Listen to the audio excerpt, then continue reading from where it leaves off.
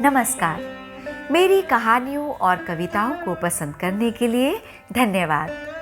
आगे भी ऐसी ही ज्ञानवर्धक, मनोरंजक और प्रेरणादायक कहानियाँ मैं आप लोगों के लिए लाती रहूँगी।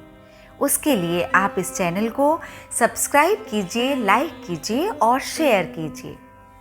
तो आज जो कहानी मैं आप लोगों के लिए लाई हूँ उसका शीर्षक है अपनी अपनी दौलत, जो एक कलाकार की कहानी है। और कलाकार भी ऐसा जो अपना रूप बदलता रहता है लेकिन उसे कोई पहचान नहीं पाता। कला एक प्रकार का नशा है जिससे जीवन की कठोरता में भी आराम मिलता है। तो आइए सुनते हैं ये कहानी। पुराने जमींदार का पसीना छूट गया ये सुनकर कि इनकम टैक्स विभाग का कोई अफसर आया है और उनके हिसाब किताब के रजिस्टर और बही खाते चेक करना चाहता है।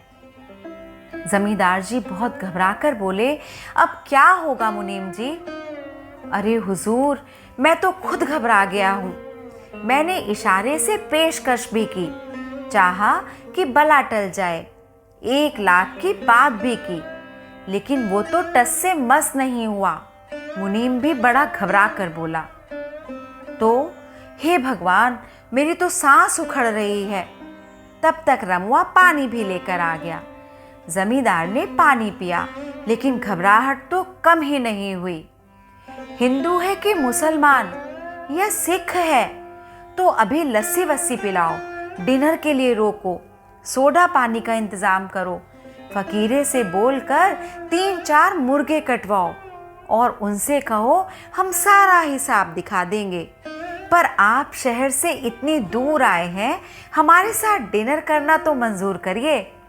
मुनीम घबराया हुआ चला गया। 5 मिनट के बाद ही मुनीम अफसर को लेकर जमींदार साहब के प्राइवेट कमरे में आया। जमींदार साहब ने घबराहट छुपाकर लपकते हुए उनका स्वागत किया और उन्हें खास चांदी वाली कुर्सी पर बैठाया। आइए हुजूर, तशरीफ रखिए। यहाँ गांव आने में तो आपको बड़ी तकलीफ हुई होगी, जमींदार साहब ने बड़े अदब से कहा। अब क्या करें जमींदार साहब, हमें भी अपनी ड्यूटी करनी होती है, आना ही पड़ा, अफसर बोला। तब तक लस्सी के गिलास भी आ गए। यह लीजिए हुजूर, जमींदार साहब बोले। शाम को हम और आप जरा आराम से बैठेंगे।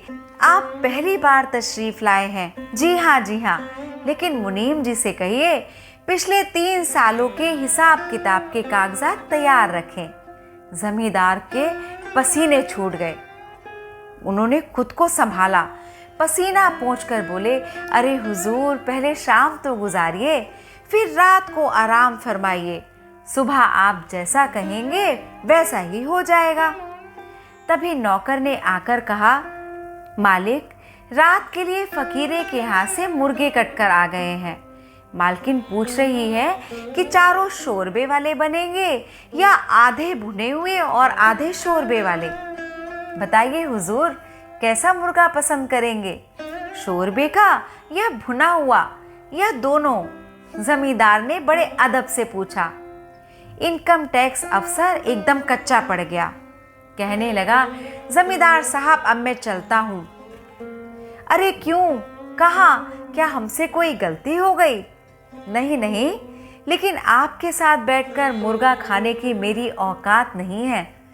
वैसे आपके मुनीम जी ने मुझे 1 लाख रुपए देने की पेशकश की थी, लेकिन मैं अब आपसे अपना इनाम लेकर जाना चाहता हूँ। जमींदार और सारे नौकर चौंक गए। ये माजरा क्या है? और बोले, लेकिन आप हुजूर, मैं 1 लाख रुपए की रिश्वत लेकर भी जा सकता था, पर नहीं, मुझे तो आपसे बस अपना इनाम चाहिए। इनाम? जी हुजूर, मैं इनकम टैक्स अफसर नहीं, मैं तो आपकी रियासत का बहुरूपिया किशन लाल हूँ। सोचा अपनी कला दिखाकर आपसे ही कुछ इनाम हासिल कर लूं। जमींदार भड़क गया, तू किशनु है, रामोधानुक का बेटा? तेरी वजह से मुझे हार्ट अटैक आ जाता। तेरा इनाम विनाम तो गया चूल्हे में। अगर सदमे से मुझे कुछ हो जाता तो मैं हुक्म देता हूं, हमारी रियासत छोड़कर अभी के अभी कहीं चला जा। यहां दिखाई दिया तो तेरे हाथ पैर तुड़वा दूंगा। बहुरूपिया कलाकार किशन लाल को इनाम तो नहीं मिला। डर के मारे उसे कस्बा ही छोड़ना पड़ गया। फिर कई बरसों के बाद जमींदार के उसी गांव में एक बूढ़ा साधु आया। वह एक पीपल के पेड़ के नीचे धूनी रमाकर बैठ गया। वह किसी से कुछ मांगता नहीं था। उसके प्रति लोगों का आकर्षण बढ़ने लगा। वह थोड़ा प्रवचन भी देने लगा। लोगों ने उसकी कुटिया बनवाने की बात की तो उसने मना कर दिया। वह जाड़ा, गर्मी, बरसात वही पीपल के नीचे बैठा ध्यान, भजन, प्रवचन में खोया रहता। उसकी कीर्ति चारों तरफ फैलने लगी। दूर दूर से लोग उसके दर्शन करने आने लगे। एक दिन जमींदारिन भी उसके दर्शन करने गई। उन्होंने श्रद्धा से दक्षिणा दी। साधु ने वह धन ग्राम पंचायत को दान में दे दिया। प्रवचन देते समय उसने कहा, यह धन मेरा अर्जित किया हुआ नहीं है। इसे मैंने अपने श्रम से नहीं कमाया। यह समाज का धन है। उसी तरह समाज के पास वापस लौट जाना चाहिए, जैसे वर्षा का जल सागर में लौट जाता है। श्रद्धालुओं की भीड़ बढ़ने लगी। जमींदारिन रोज उसके दर्शन करने आती। एक दिन उन्होंने जमींदार साहब से कहा, क्यों ना हम साधु जी को अपनी हवेली में ले आए। वो जाड़ा, गर्मी, बरसात उसी पीपल के पेड़ के नीचे बैठे रहते हैं। बारिश के दिनों में वहाँ बहुत कीचड़ हो जाती है। भक्तों को बड़ी असुविधा होती है। जमींदार साहब ने हाँ कर दी। बड़ी ही धूमधाम से जमींदारिन साधु महाराज को हवेली में लेकर आई। भक्त वहीं आने लगे। जमींदारिन ने भक्तों के लिए भंडारा शुरू करवा दिया। प्रवचन देते समय साधु महाराज ने कहा, पेट तो पशु भी भर लेता है, पर मनुष्य के पास एक पेट और होता है, और वह है विद्या का, ज्ञान का खाली पेट। यदि वह नहीं भरता तो भंडारे का भोजन व्यर्थ चला जाता है। जमींदार और जमींदारिन ने साधु की बात को समझ लिया। उन्होंने ग्राम पंचायत को धन देकर गांव में एक पाठशाला खुलवा दी। पर अब एक समस्या सामने आई। उसमें पढ़ने के लिए बच्चे ही नहीं आते थे। तब साधु ने एक दिन प्रवचन में कहा, जो भक्त मेरे दर्शनों के लिए आते हैं, यदि वे अपने बच्चों को पाठशाला में नहीं भेजेंगे तो उनसे मेरा निवेदन है कि वे मेरे दर्शन के लिए ना आएं। साधु महाराज की बात का असर हुआ। पाठशाला में बच्चे पहुंचने लगे। भक्तों की भीड़ भी अब बहुत ज्यादा बढ़ने लगी। जमींदार और जमींदारिन ने दुनिया का दूसरा चेहरा देखा। और एक रात जब सारे भक्त जा चुके थे, उन्होंने अपनी सारी धन संपदा लाकर साधु महाराज के चरणों में रख दी और बोले, महाराज, आप जैसे चाहें हमारी इस संपत्ति का उपयोग करें। दूसरे दिन सुबह भक्त आने लगे, पर साधु का कहीं पता ही नहीं था। जमींदार और जमींदारिन सकते में आ गए। पूरी हवेली की तलाशी ली गई, पर उस साधु की परछाई तक नहीं दिखाई पड़ी। वह साधु सारी धन संपदा लेकर चंपत हो चुका था। जमींदार और जमींदारिन के साथ बहुत बड़ा धोखा हुआ था। तभी भक्तों की उत्तेजित और नाराज भीड़ में वही पुराना बहुरूपिया किशन लाल दिखाई दिया। जमींदार का गुस्सा तो 7वें आसमान पर पहुंच गया। वो भड़क उठे, इतने बरसों के बाद तू फिर से यहाँ आ गया। मैंने तो तुझे देश निकाला दे दिया था, अब तू यहाँ क्या करने आया है? हुजूर, मैं अपना इनाम लेने आया हूँ, किशन लाल ने बड़े अदब से कहा। कौन सा इनाम? किस बात का इनाम? हुजूर, पिछला इनाम भी आपने नहीं दिया। और इस बार का इनाम भी अब दोनों एक साथ ही ले लूंगा। इस बार का इनाम? लोग भौचक्के हो गए।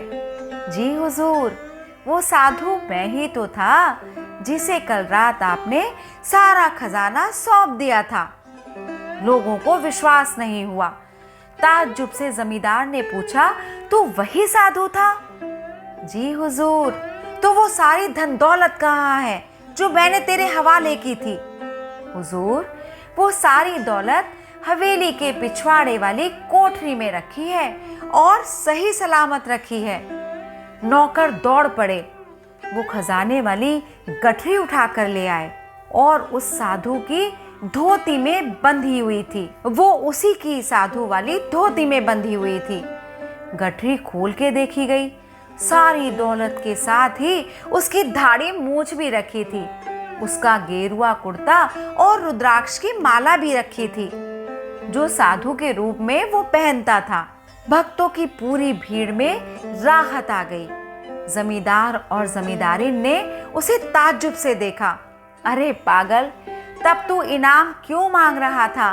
तू तो सारी दौलत लेकर कहीं भाग सकता था। भाग तो जरूर जाता हुजूर, लेकिन तब साधुओं पर से लोगों का विश्वास उठ जाता।